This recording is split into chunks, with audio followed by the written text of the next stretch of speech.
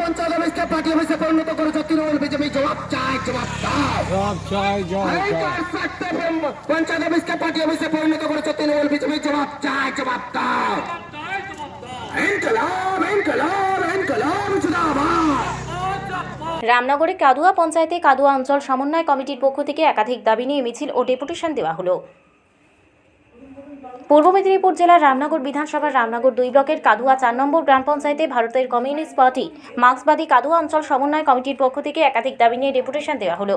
ডেপুটেশনে যে সমস্ত দাবির উল্লেখ করা হয়েছিল তা হলো বাংলা আবাস প্লাস যোজনার পূর্ণাঙ্গ তালিকা প্রদান করা, যে সমস্ত গরিব মানুষের কাঁচা ও ভাগা বাড়ি থাকা সত্ত্বেও তালিকা থেকে বঞ্চিত হয়েছে তাদের তালিকাভুক্ত করা, জলজীবন মিশনের পাইপের কাজ করতে গিয়ে রাস্তা খনন ও ঢালাই রাস্তার খনন মেরামত করার দাবি, নথিভুক্ত ষাটোর্ধ্ব ব্যক্তিদের পার্থক্য ভাতা যারা পাচ্ছেন না অবিলম্বে ভাতা প্রদানের ব্যবস্থা করা, সরকারি জায়গায় থাকা গাছের চোরাচালান বন্ধ করা, বিভিন্ন কাঁচা রাস্তা ঢালাই রাস্তার কাজ সত্তর ব্যবস্থা করা সহ একাধিক দাবি নিয়ে ডেপুটেশন দেওয়া হলো।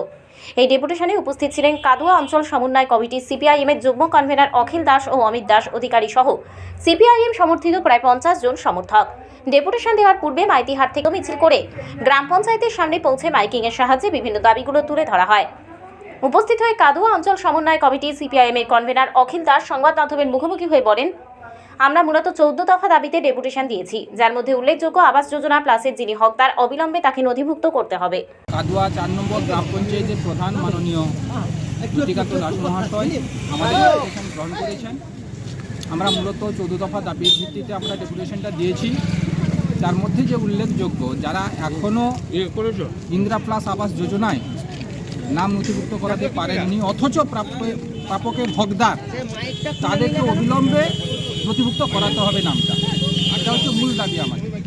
বাকি যেটা হচ্ছে আমাদের ষাটোর্ধ্ব ব্যক্তি যাদের নাম নথিভুক্ত অলরেডি হয়ে আছে বার্ধক্য ভাতার জন্য, তারা এখনও পাচ্ছেন না, বঞ্চিত হচ্ছেন, তাদেরকে অবিলম্বে বার্ধক্য ভাতা প্রদানের ব্যবস্থা করতে হবে। তো এই রকমের আরও বিভিন্ন দাবি দাবার ভিত্তিতে প্রধান সাহেব ডেপুটেশন গ্রহণ করেছেন এবং আমাদের আশ্বস্ত করেছেন আগামী দিনে এই সমস্যাগুলি তিনারা দূর করবেন। যদি না হয় আমাদের আগামী দিনে বৃহত্তর আন্দোলনের জন্য আমরা প্রস্তুত হচ্ছি। নামটা আপনার? দেবকুমার সামন্ত, কাদুয়া অঞ্চল সমন্বয় কমিটি যুগ্ম কনভেনর। উপস্থিত হয়ে কাদুয়া অঞ্চল সমন্বয় কমিটি সিপিএম এর কনভেনর অমিত দাস অধিকারী সংবাদ মাধ্যমের মুখোমুখি হয়ে বিভিন্ন দাবি তুলে ধরেন। ভারতের কমিউনিস্ট পার্টি মার্ক্সবাদী কাদুয়া অঞ্চল সমন্বয় কমিটির পক্ষ থেকে আমরা মাননীয় প্রধান সাহেব রতিকান্ত দাসের কাছে মোটামুটি 14টি দফা দাবির ভিত্তিতে আমরা ডেপুটেশন দিয়েছি। আমরা মূলত রেখেছি প্রধানত যাদের মূলত কাঁচা বাড়ি আছে তারা আবাস তালিকা থেকে বঞ্চিত। কোন অদৃশ্য শক্তি কারণে এরা বঞ্চিত আমরা জানি না, এবং আমরা আবাস তালিকায় দেখেছি বেশ কিছু পাকা বাড়ি আছে, পাকা বাড়ি, দোতলা পাকা বাড়ি, তাদেরও নাম আছে, এবং যারা প্রকৃত প্রাপক তারা তালিকা থেকে বঞ্চিত। এই কারণগুলি আমরা প্রধান সাহেবের কাছে দাবি স্বরূপ তুলে ধরেছি। প্রধান সাহেব আমাদেরকে আশ্বস্ত করেছেন যে আমাদের এটা কিছু করার থাকে না, পঞ্চায়েতের পক্ষ থেকে টোটাল ভিডিও করছে। তবু আমি আপনারা যখন আমার নজরে এসে আনলেন, আমরা আশা করব যে এই দাবিগুলি আমি ভিডিওর কাছে আলোচনা করার জন্য। আগামী দিনে কী কী পরিকল্পনা থাকছে আপনাদের? আগামী দিনে এই দাবিগুলি আমাদের যে 14 দফা দাবি, এই 14 দফা দাবি যেগুলো আমরা মূলত করেছিলাম,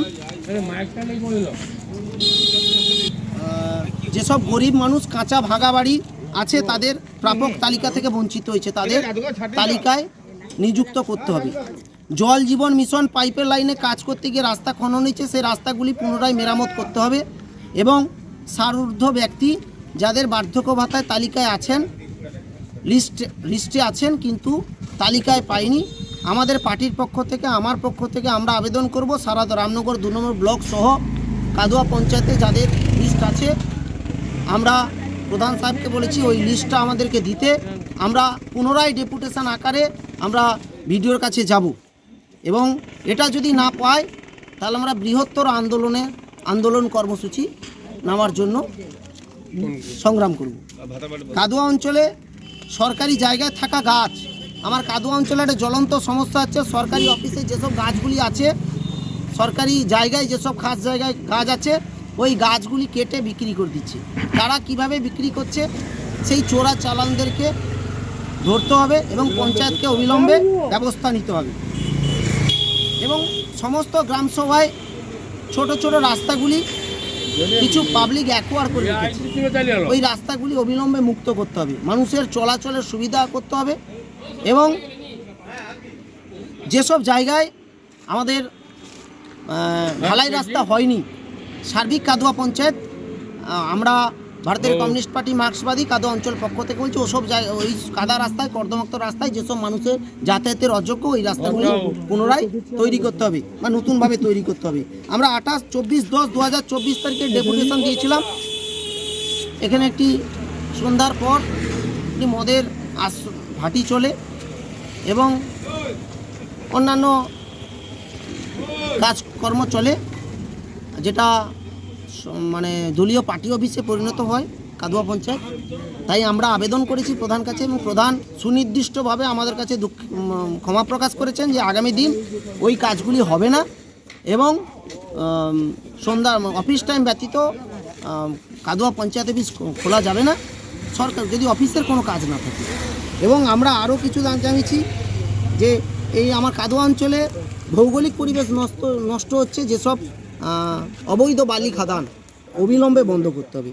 এই দফার ভিত্তিতে আমরা প্রধান সাহেবের কাছে ডেপুটেশন দিয়েছি এবং উনি আশ্বস্ত করেছেন পুনরায় যে আমাদের এইগুলি সুনজরে দেখবেন। আমরা আশা করব আমাদের দাবিগুলি মিটিয়ে দিলে আমরা সাধারণ মানুষের পক্ষ থেকে অনেক উপকৃত হই। এই বলে নামটা আপনার? আমার নামটা অমিত দাস অধিকারী, কাদুয়া অঞ্চল সমন্বয় কমিটির কনভেনার। কাদুয়া অঞ্চল তৃণমূল কংগ্রেসের প্রাক্তন সভাপতি বর্তমান অঞ্চল নেতৃত্ব করুণাশিস মাইতি সংবাদ মাধ্যমের মুখোমুখি হয়ে বলেন, ডেপুটেশন দিল সিপিএম আর প্রধান বিজেপি। ডেপুটেশনের নাম করে নিজেদের মধ্যে ভাই ভাই সম্পর্ক হলো। ওরা যে সমস্ত দাবি করছে, আমাদের মমতা ব্যানার্জি সরকার আগে থেকে ওই সমস্ত দাবি করে ফেলেছে। আসলে ব্যাপারটা হচ্ছে ডেপুটেশনটা দিল সিপিএম আর প্রধান হচ্ছে আমাদের বিজেপি, সংখ্যালঘু প্রধান। তো যে কারণে বলছি যে ওরা তো নিজেদের মধ্যে ভাই ভাইয়ের মধ্যে একটা সম্পর্ক হলো, এটা ডেপুটেশনের নাম করে জানান দিতে চাইছে 10-12 জন লোক নিয়েছে। এটা আমাদের পক্ষে মঙ্গল হলো। যে ব্যবস্থাটা তারা করছে, যে দাবি দাওয়াগুলো করছে, সেটা তো তৃণমূল অনেক আগেই আমাদের মামাটি মানুষের নেত্রী বা আমাদের মুখ্যমন্ত্রী মমতা ব্যানার্জি সেই দাবিগুলো তো আগে থেকেই ঘোষণা করেছেন যে কীভাবে সমাধান করা যাবে, কী ব্যাপারটা হবে। আবাস যোজনার তালিকা 100% সঠিক হয়নি, তার জন্য তো তিনি অবশ্যই ব্যবস্থা রেখেছেন যে আবেদন করার জন্য, এবং যে লিস্টে বাদ গেছে তাদের ক্ষেত্রে সহানুভূতির সঙ্গে দেখা হবে এবং পুনর্বিবেচনা করা হবে। এই ডেপুটেশন দেওয়ার কোনো মানে হয় না বা এদের কোনো যৌক্তিকতা নেই বলে আমি মনে করি। আর এই 10-12 জন নিয়ে একটা পঞ্চায়েতের ডেপুটেশন, এটা প্রহসন ছাড়া কিছু নেই। তো বড় আন্দোলন করবে, করুক না, আমাদের কি যায় আছে। আন্দোলনে আমরাও তো চাই আন্দোলন করুক। সিপিএম জেগে থাকলে তো লাভ, সিপিএম জাগলে তারা যদি আন্দোলন করে তাহলে আমাদের মধ্যে আরও শুদ্ধিকরণের জায়গাটা আরও বড় জায়গায় যাবে। কিন্তু আমাদের দলের পক্ষ থেকে কোনো রকমভাবে কোনো অসুবিধা নেই, যতটুকু আমি জানি যে আমরা এই বিষয়ে কোনো হস্তক্ষেপ করিনি এবং প্রকৃত লোকরা আবাস যোজনা পাক, এটা আমরা চাই। নামটা আপনার, কোন পদে আছেন? আমার নাম করুণাশিস মাইতি, প্রাক্তন সভাপতি, প্রাক্তন কর্মাধ্যক্ষ বলে।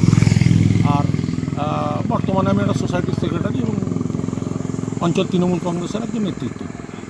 যদিও এ বিষয়ে কাদুয়া 4 নম্বর অঞ্চল প্রধান রথিকান্ত দাস মহাশয়ের সাথে যোগাযোগ করার চেষ্টা করলে উনি কোনোভাবে মুখ খুলতে চাননি।